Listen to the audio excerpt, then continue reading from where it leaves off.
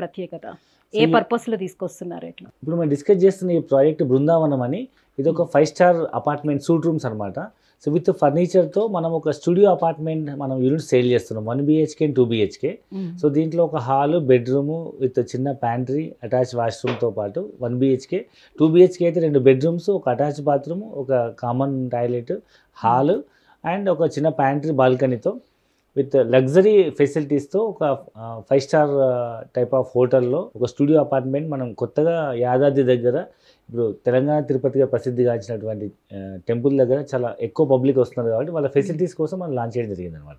So అక్కడికి వచ్చినటువంటి భక్తులు ఎవరైతే ఉంటారో సో వాళ్ళు స్టే చేసేందుకు సో కొండపైన ఒకవేళ దొరకకపోయినా సరే చుట్టుపక్కల అవన్నీ ఆ రకంగానే డెవలప్ చేస్తున్నారు కాబట్టి ఆ కాన్సెప్ట్లోనే తీసుకొని వచ్చారు. ఇప్పుడు కొండపైన రూమ్స్ ఏం లేవండి. కొండపైన ఇదివరకు ఉండే రూమ్స్ అన్ని డిమాలిష్ చేయడం జరిగింది. ఇప్పుడు యాదాద్రి టెంపుల్ పైన ఒక దేవస్థానము ప్లస్ ప్రసాదం తయారు చేసే తప్ప ఇంకే ఆప్షన్ లేదు. ఓకే. అన్ని కిందికి పంపించారు, ఈవెన్ షాప్స్తో సహా. పైన ఏమీ లేవు. సో కింద కూడా ఇంకా ఉన్న ప్రైవేట్ ప్రాపర్టీస్ మాత్రమే కొన్ని ఉన్నాయి. సో ఓన్లీ ఫర్ స్టేకేషన్ పర్పసే అది మనకి వర్కౌట్ అవుతుంది. సో ఎవరైనా ఇన్వెస్ట్మెంట్ పర్పస్ కావాలి మాకు బిజినెస్ వేలో మనం పెట్టుకోవాలి అని అనుకునేటప్పుడు సో ఈ స్టూడియో అపార్ట్మెంట్ అనేది బాగుంటుంది. ఎగ్జాక్ట్లీ. ఎందుకంటే ఇప్పుడు గవర్నమెంట్ ఎంప్లాయీస్ కూడా పెన్షన్ ఆప్షన్ లేదు.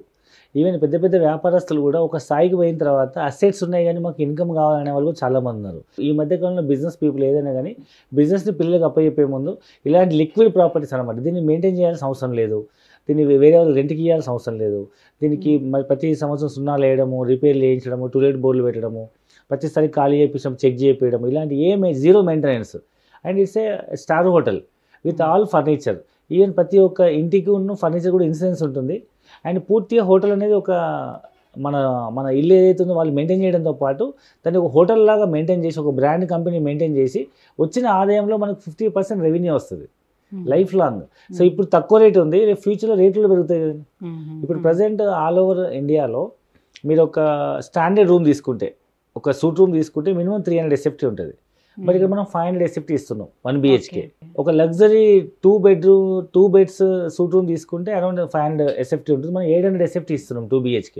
సో విత్ లగ్జరీ ఫర్నిచర్ అన్ని ఫెసిలిటీస్తో ఉంటుంది కాబట్టి with all like fridge, AC, TV, geyser, induction stove, sofa set, beds, hall, everything అన్ని ఫుల్లీ లోడెడ్ ఏసీస్తో సహా, గీజర్స్తో సహా మనం ఇస్తున్నాం కాబట్టి so luxury apartment, life long royalty income వస్తుంది.